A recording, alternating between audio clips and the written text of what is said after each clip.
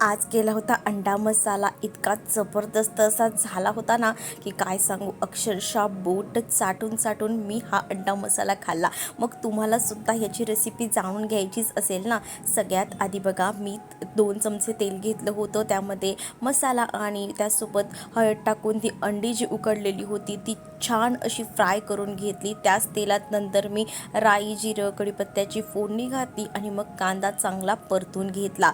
नंतर त्यात टमॅटो घातला. 2 टमॅटो घेतले होते. त्यानंतर आलं, लसूण, कोथिंबीर, मिरचीची पेस्ट आणि मग काय, आपले नेहमीचेच मसाले, जे काही घरातले मसाले असतील ते. आणि सोबत ना मी काटदरेचा अंडा करी मसाला ॲड केला होता, तो मी तुम्हाला दाखवला सुद्धा. आता हा मसाला छान भाजून घ्यायचा. त्यात थोडंसं पाणी घालायचं आणि मग जी आपण फ्राय केलेली अंडी होती ती मस्त अशी कापली मी आणि त्यामध्ये मी ती अंडी सोडली आणि मस्त झाकण लावून छान 10 मिनटं बारीक गॅसवर शिजू दिलं. आणि मग काय, आपला अंडा मसाला झणझणीत असा तयार.